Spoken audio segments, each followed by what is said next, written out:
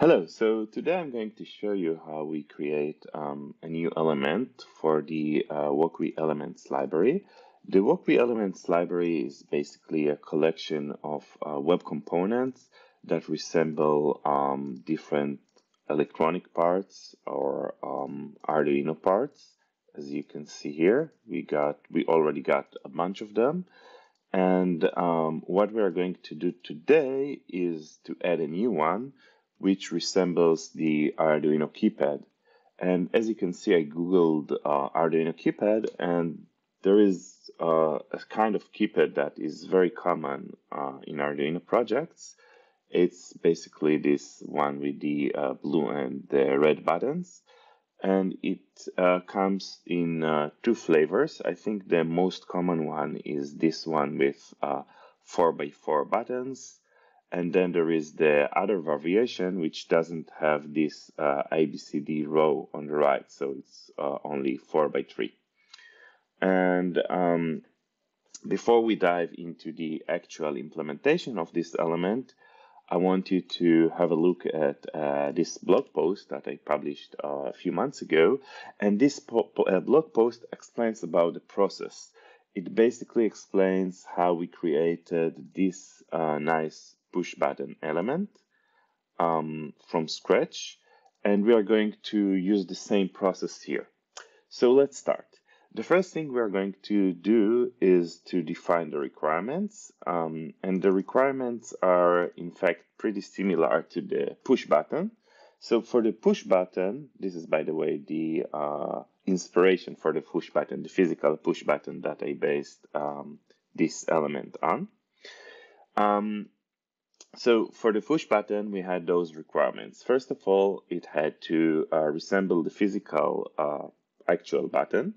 And then it has to support two distinct states, pressed and released. And in our case, we'll also have like two states because what we implement is this keypad is actually a collection of 12 or 16 buttons, so it's pretty similar. It should support mouse interaction, mobile devices, so you can tap on it, not only click with the mouse, and be accessible to keyboard users. And finally, this one is not really relevant for us because this keypad only comes in one color.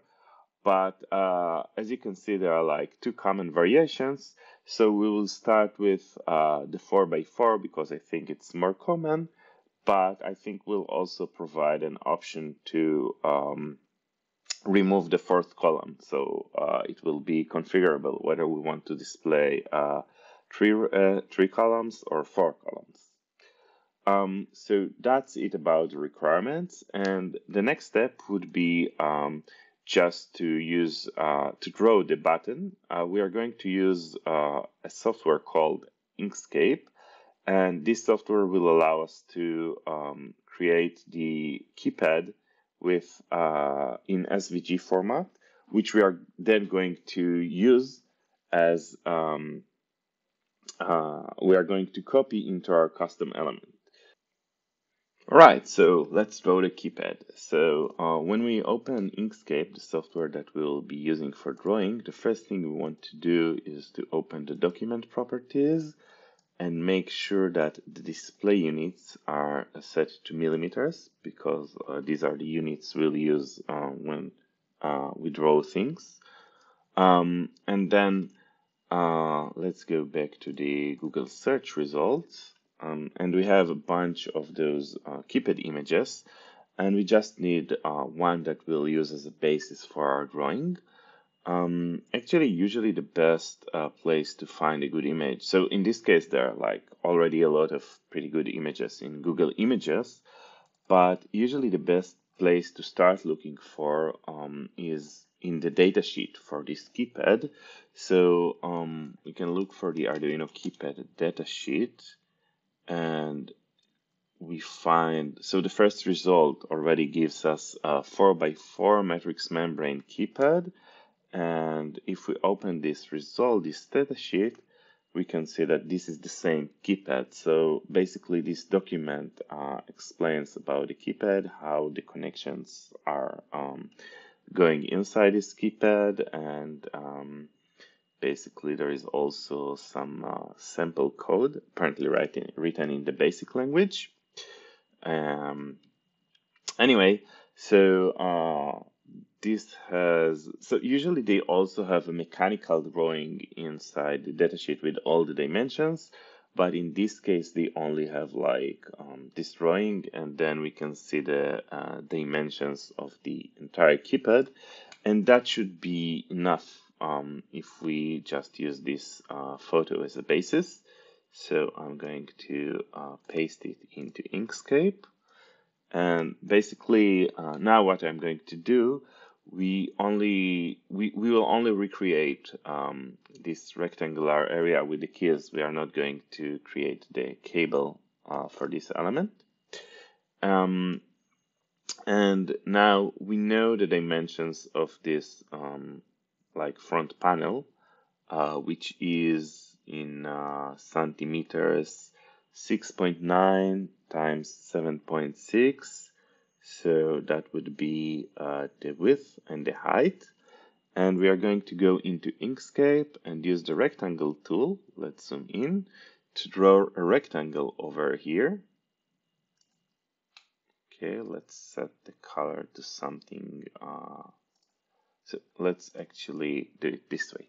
Let's move the rectangle away, and then we can set the dimensions to match the physical dimensions, which were 6.9. So now the dimensions are in millimeters, so it has to be 69 millimeters wide, and then 76 millimeters tall. And now that we have this rectangle, which uses the right dimensions, we can scale the photo so that it fits the size of the rectangle. To make our job easier, we're going to make the rectangle, let's make it green, so it's easy to discern from the keypad.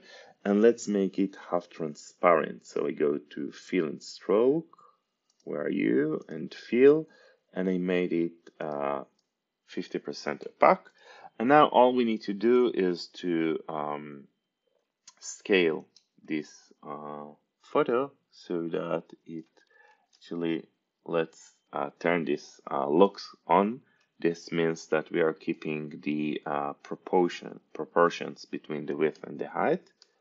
And we can already see that this picture is slightly off with the proportions, but I mean, that's life. Probably either the dimensions here are not very accurate or the picture is not very accurate, but that's what we have, so that's what we'll use.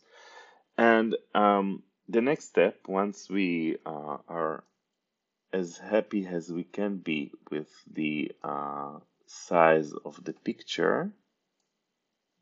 Yeah, I know I'm a little bit perfectionist.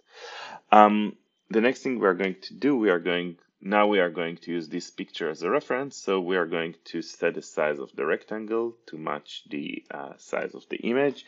And we are going to, so you see this, keypad panel. It has round corners, so we are going to double click on the rectangle, and this will allow us to edit the radius of the corners. And we'll just try with 2 millimeters. No, that's still not enough. So let's go again, double click. Let's try with 4 millimeters. It looks almost there. We can also, I think, use this. Yeah, we can use these small levers to adjust the radius, but I just prefer editing it manually. So I think 5 millimeters pretty much does the trick, and it seems like, yeah, it's a pretty good fit. Let's make it a little bit, yeah, I like it better like that. And so that's like the outer shape of our keypad. And then we would want to do something similar for the buttons. So let's draw all the buttons. Let's start with the rectangle. And let's give it a different color. And now we are zooming in, and you can see that in this case, the corner radius, which was just copied from the previous rectangle, is a bit too big. So let's try reducing it, even 1 millimeter. 1.5, I think that would be more or less a good match. And let's try to change the size of the rectangle. Yep. Okay, this looks like a pretty good match. And now the next thing that we would need to do is to add a border for the rectangle. So we are going to enable stroke paint. And now we need to make it slightly smaller. So basically, first of all, let's set the width of the stroke. So the width of the stroke should be about half as wide as it's currently, so 0.8, I would say. And then we can resize the rectangle so it more or less matches the button. And voila, we got our first button. Basically, we do the same for all the other buttons. But before we do this, let's get the colors right.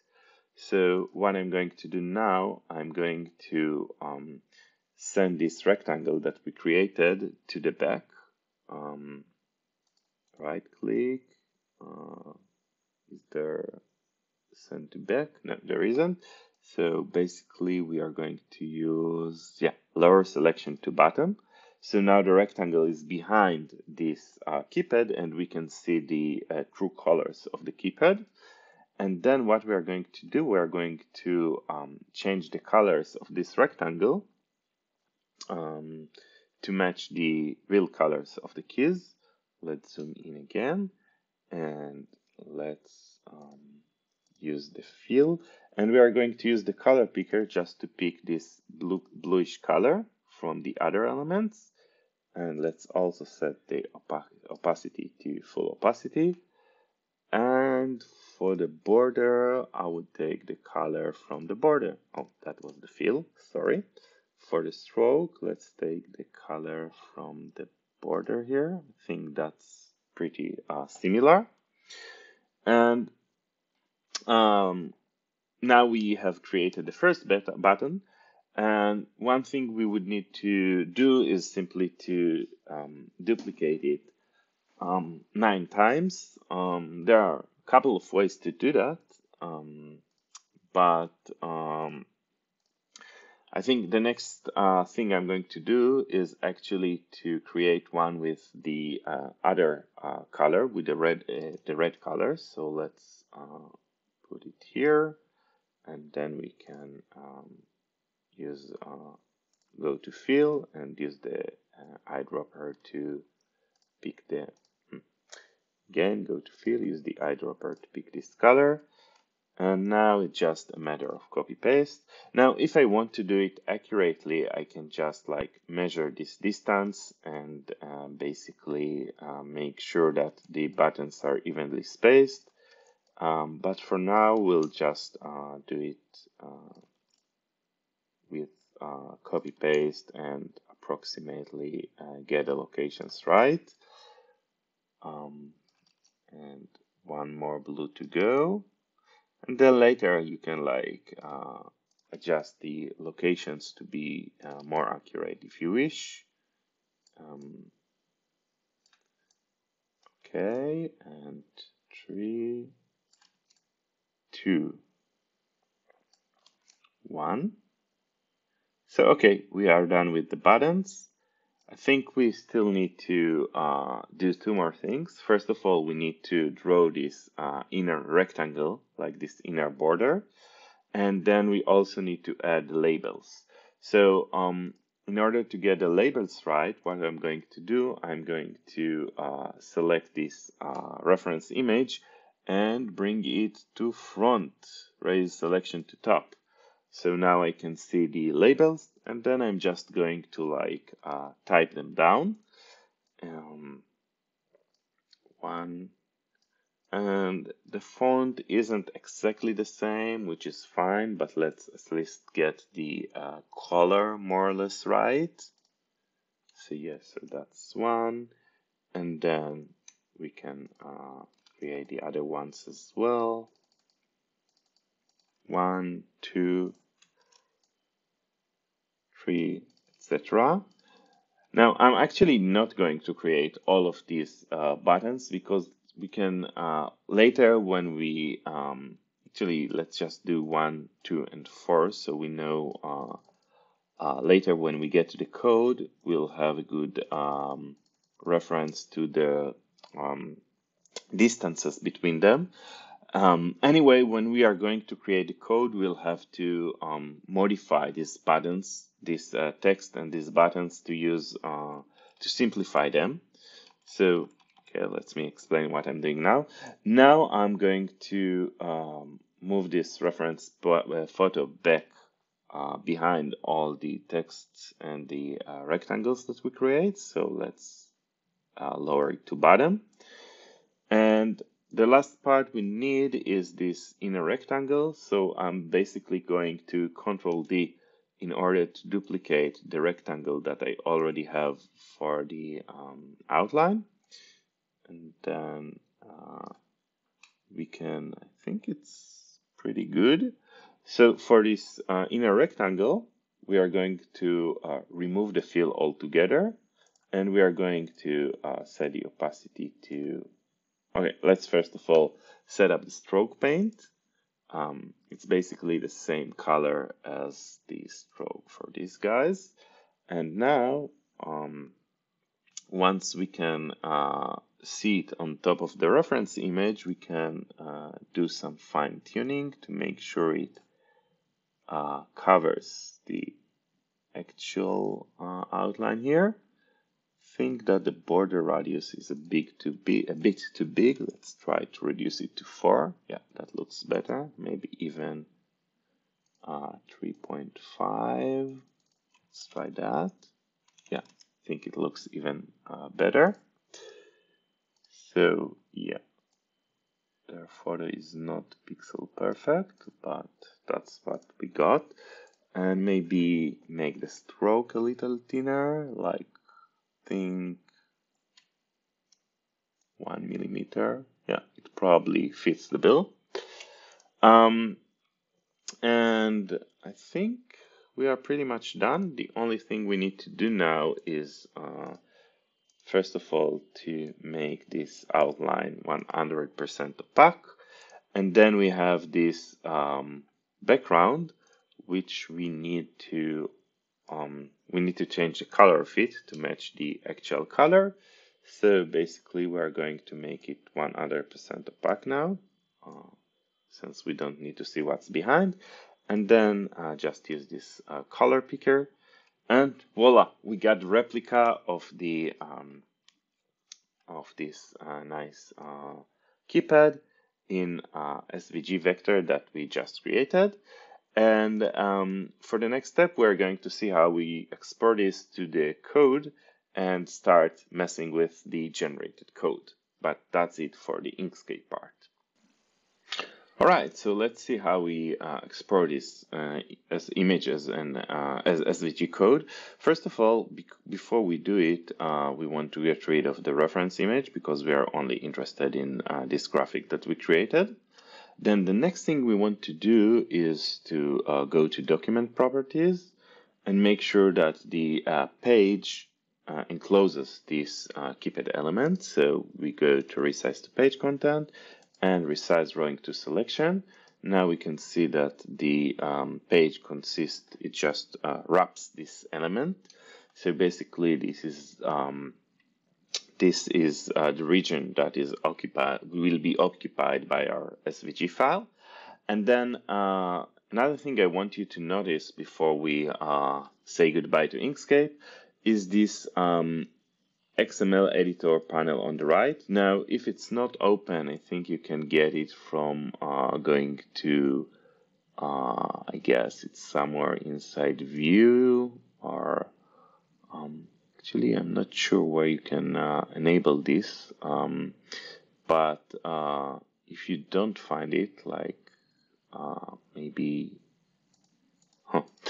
anyway, so there is also a keyboard shortcut to show it, Control Shift X. So if you are missing this, just Control Shift X and it should come up. And then you can see the structure of this SVG document. You can see there is like the root SVG element, and then there is SVG G. G is a group, and then a bunch of rectangles. And as you go over them, you can actually see these rectangles, and then a few text elements. So basically, and then there is this another rectangle for the for this outline here. So basically, this is what we are going to get in a second when we export this file as an optimized SVG. So in order to do that, we go to File, Save As, and we give it a name. Let's call it membrane Keypad. And when we are asked to the file type, we need to change it from Inkscape SVG, which is the default, to optimized SVG. And optimized SVG will remove a bunch of Inkscape specific attributes and elements that are just going to confuse us. So remember, optimized SVG, save, and we basically need to the best. I like to check all these shorten, convert, collapse groups, blah blah blah blah blah, and enable all these remove, and stuff. Remove unused, shorten IDs, and then OK. Another thing you can do, in this case, it's not really necessary, but if you started off an SVG somebody else created, you can also do a cleanup document, which removes unused gradients and filters, but we don't have those since we created this from scratch. So now let's go to Visual Studio Code, and we can look at the generated SVG file, and we can basically see it has an SVG element with one group, and there is like a bunch of rectangles and text. And one annoying thing that you can see, there is a transform on this group, which means that all these rectangles are basically shifted by these coordinates. And I don't like having these transforms that apply to everything in my document, because it means that these coordinates are no longer absolute. This one is actually shifted by this amount, so it's basically, it's supposed to be 0 and 0. And one great way to get rid of these transforms is to actually go back into Inkscape, and in Inkscape, so this is the XML editor I showed you before, now it becomes useful. You can see the group, and there are a bunch of ways to get rid of the transforms. One of them is just to create another group. So I select all the elements, Control A, and then press Control G to create another group. And then see what I do. I go here, I copy this transform from the outer group to the inner group. So I create the same transform on the inner group. And you can see that everything is shifted because now the transform is applied twice, first to the outer group and then to the inner group. And then I remove the transform from the outer group. I just set it to none. And now this group doesn't have any transform anymore. And I go to the inner group, and now it has the transform. But if I remove this group by simply right-clicking and ungroup, we can see that the elements still stay in the same place, but now the inner group is gone and the transform is gone. And then since we removed the transform from this outer group, it's no longer here as well. So basically, whenever I want to get rid of transform, I just group everything that is affected by this transform, and then make sure that the transform is applied to the group that I created, and then I ungroup everything, and that removes the transform in Inkscape. Now, once we did that, we'll have to save as again, because if we just save, it will save them as Inkscape SVG, which is not what we want. We go for Optimize SVG and override the file. And hooray! You can see that we got this SVG without any groups. It's just like the SVG with all the elements. And the next thing we are going to do is actually to start Storybook. So that would be actually npm run Storybook. And that would create the, launch the development environment that we can use to test our new component. And while we are waiting for it, let's also generate the code for this component. So basically, we could just copy one of the existing elements, but there is an easier way. You can find it in the README. There is a code generator that can generate the element for us. So all we need to do is npm run new element and give it a name. And this one is basically a membrane keypad. And as soon as I hit enter, you will see how the files are created here. So it's running and created 2 files, and voila, we got our the code for our element. It's just a placeholder for now. And then we also have a story for Storybook. And I think that by now Storybook, oh, it's already running. So that's why it failed. So I have it already running, and let's open it then. So localhost 306.006. This is my Storybook. I think it's still rebuilding everything. Yep. So Storybook, come on, you can do it. I know you can do it. Okay, so we can see all the elements that we had before, but now we have a new membrane keypad. And since we generated it with the code generator, it just contains like a circle with a size that we can control. We can control the diameter of this circle, but we are going to replace this circle with our own code. So this is the code. We can remove the terminal.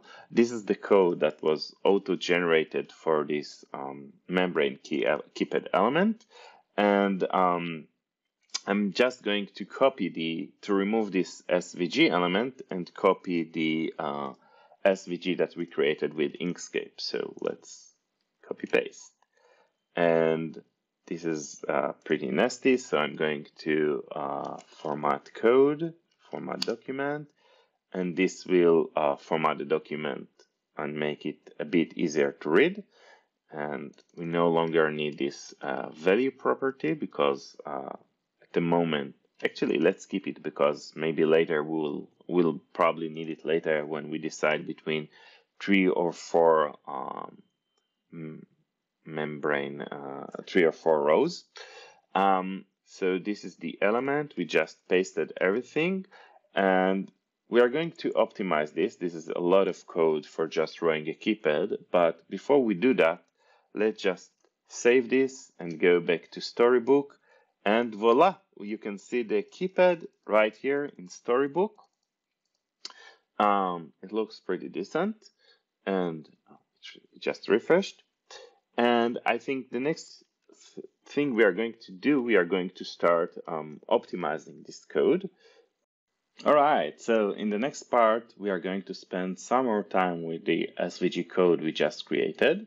We are going to organize it, tidy it up a little, remove duplicated code, and make it easier to read, and then eventually to maintain. And then we are also going to add some event interactions, so listening to user events and responding to them.